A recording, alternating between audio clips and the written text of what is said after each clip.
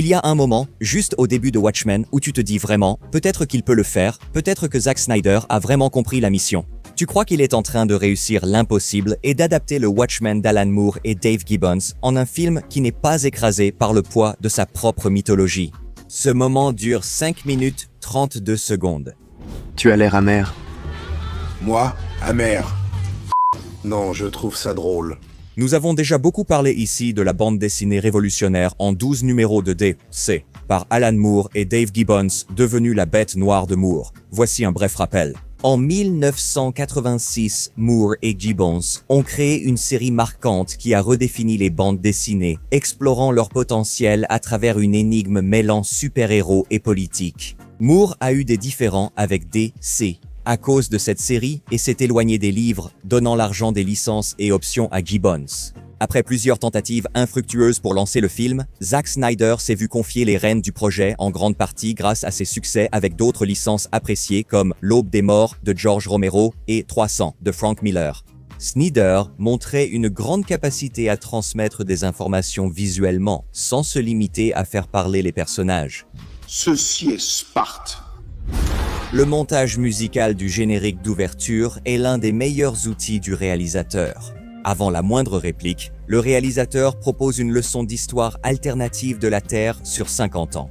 Ça ne devrait pas marcher, mais ça fonctionne car Snyder ne part pas de zéro. Il a réécrit astucieusement des moments connus.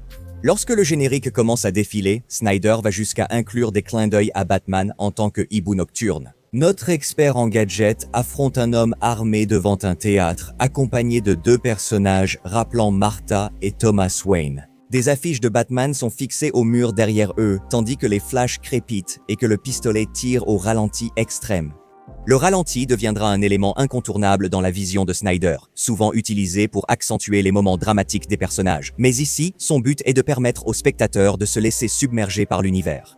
Et le ralenti n'est pas destiné aux personnages, il est pour nous. Snyder a filmé une grande partie de cette séquence à des fréquences d'image extrêmement élevées, donnant à chaque image une clarté et une profondeur incroyables, et ici le ralenti est utilisé avec intention, pas simplement pour le style. Chaque image ressemble à une peinture, non seulement visuellement, mais aussi narrativement. On pourrait mettre en pause à n'importe quel moment de ce montage et y trouver une histoire, car ce sont des tableaux hyper spécifiques. Chaque ralenti n'est pas du remplissage, mais un moment issu de la chronologie alternative. Quand les Minutemen prennent la célèbre photo, c'est montré comme une période prospère, à chérir comme un temps où le monde a changé positivement.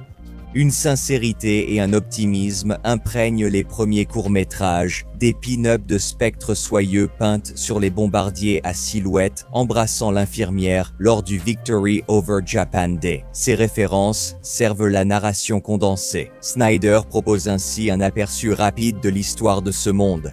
Nous voyons comment les Minutemen n'ont pas seulement inspiré les troupes, mais qu'ils y ont aussi activement participé. Il fait tout cela en moins de 5 minutes, sans jamais nous le crier dessus, ni nous infliger un long exposé sur l'ascension et la chute des super-héros. Tu comprends, n'est-ce pas? Pardon? Je comprends. À la place, nous avons Bob Dylan, le troubadour américain, qui chante « Les temps changent ».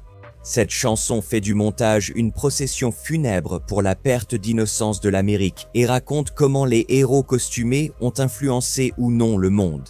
Même quand ils réussissaient, était-ce vraiment si formidable? Spectre soyeux pose fièrement devant les caméras avec un journal, mais la présence d'hommes lubriques autour d'elle la hante tout au long de l'histoire. Au fur et à mesure que la chanson avance, on assiste à la chute des héros, à leur mort et à leurs échecs. Quand l'ouverture passe des Minutemen aux Watchmen, le premier nouveau personnage rencontré est Walter Kovacs, futur Rorschach. Cette image seule nous submerge déjà d'informations. Un garçon en colère décide de garder sa colère et d'affronter le monde sombre autour de lui. Les paroles de Dylan rythment le temps, et Snyder aligne ses transitions sur la structure de la chanson. Le résultat évoque un livre d'histoire vivant, un monde qui se crée sous nos yeux. On dirait le début de quelque chose d'audacieux, mais c'est surtout décevant car cela ne ressemble pas au reste du film. Cette séquence brille car elle adapte Watchmen en l'élargissant plutôt qu'en la copiant. La bande dessinée ne montre pas vraiment ces moments directement, sous-entendus dans les dialogues, suggérés en annexe ou évoqués brièvement. Snyder extrait ces références et les transforme en scènes cinématographiques qui construisent le contexte sans avoir besoin de dialogue. Pendant ces 5 minutes, Zack Snyder n'adapte pas seulement Watchmen, il se souvient de l'impact que cela a eu sur lui lorsqu'il a lu l'œuvre. Snyder estime que dans l'univers de Moore et Gibbons, un hippie pacifique se ferait tuer à cause de sa quête de paix. Le scénariste Alex Garland a aussi déclaré « Je vais faire un rêve du livre ».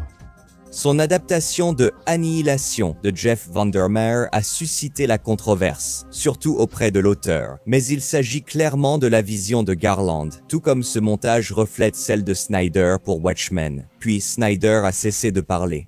Une fois l'ouverture terminée, on passe à l'enquête de Rorschach sur le meurtre du comédien. Maintenant, c'est une excellente scène dans la bande dessinée, mais la version de Snyder ne se traduit pas de la même manière. Parce que soudainement, le film devient obsédé par l'idée d'imiter la bande dessinée case par case. Et c'est là que le film commence à paraître étrangement inerte. Parce que plus vous adaptez Watchmen littéralement, plus vous commencez à mettre en évidence ce qui ne fonctionne pas dans une transition 1 pour 1. Sur la page, le texte est stylisé, rythmé, volontairement surchargé et, dans un film, prononcé à voix haute, il paraît rigide et artificiel. Ce gars dans la fusée spatiale, c'est Jésus ? La bande dessinée exploite structure, mise en page et rythme pour créer visuellement des thèmes, alors qu'un film, média différent, ne peut pas reproduire cette structure sans changer l'expérience de visionnage. Certains réalisateurs comme David Lynch le font, mais pas Snyder. Le film donne finalement l'impression de regarder des storyboards prendre vie, plutôt qu'une interprétation avec un but, ce qui fonctionne plutôt bien pour Robert Rodriguez et son Sin City. C'était un livre axé sur le style, sans réelle intention, sauf rendre hommage à la passion de Miller pour le pulp. Le processus en coulisses de création de l'ouverture révèle pourquoi elle fonctionne si bien et pourquoi le reste du film a du mal à être à la hauteur. Construite comme une suite de tableaux, Snyder et Alex McDowell ont traité chaque plan comme une illustration autonome. Ils ont storyboardé chaque moment, recréé des décors fidèles à l'époque et les ont animés avec de vrais figurants pour donner vie à la peinture, comme prévu. Il y a des références aux célèbres photographies de Marc Rebu montrant une fleur placée dans le canon d'un fusil pour protester contre la guerre du Vietnam. Andy Warhol et Truman Capote sont à l'atelier où Warhol exposait une peinture du deuxième hibou de nuit. Il y a même une reconstitution de la scène de Léonard de Vinci avec les héros costumés autour de la table, dans un plan qui montre que Snyder vient vraiment de l'école de Marenghi. Certains écrivains utilisent le sous-texte, ce sont des lâches. L'ouverture a toujours visé l'iconographie avec une intention narrative délibérée. Après le montage, nous plongeons dans un univers numérique riche en images de synthèse, ne conservant que l'iconique selon Snyder. Après l'ouverture, Snyder semble presque avoir peur de réinterpréter quoi que ce soit. Au lieu de cela, il choisit la fidélité plutôt que l'art, et Snyder ne méconnaît pas Watchmen. Il ne saisit pas ce qui fait la grandeur de Watchmen ou l'oubli. L'ouverture prouve qu'il aurait pu réaliser un film original et riche thématiquement. Au lieu de cela, le film devient un sanctuaire du matériel d'origine, vénérant les détails plutôt que de les adapter. Le secret sur Watchmen, c'est qu'une adaptation fidèle est impossible.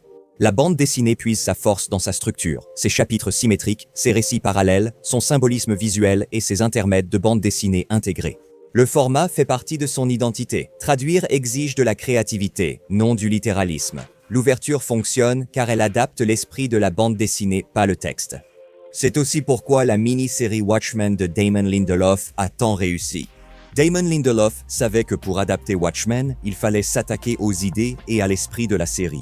Parmi les œuvres de Moore, Watchmen est peut-être la plus emblématique, mais aussi l'une des intrigues les plus minces. Son ouverture est un chef-d'œuvre. C'est la meilleure scène du film, et de loin. On peut même dire que c'est la meilleure chose que Zack Snyder ait jamais réalisée, mais c'est aussi un aperçu d'un film qui n'arrive jamais vraiment. Tu sais comment tout s'emboîte parfaitement dans ce monde, sauf les gens. Ces 5 premières minutes deviennent une fausse promesse cinématographique, un aperçu d'une adaptation qui aurait pu être audacieuse et originale. Une adaptation qui va au-delà de la simple reproduction, interprète le monde, prend des risques et comprend que la fidélité est une question de sens, pas de précision. La séquence d'ouverture met en place une version de Watchmen qui mélange l'iconographie des comics avec l'imagination cinématographique jusqu'à ce que le reste du film se replie dans un littéralisme prudent.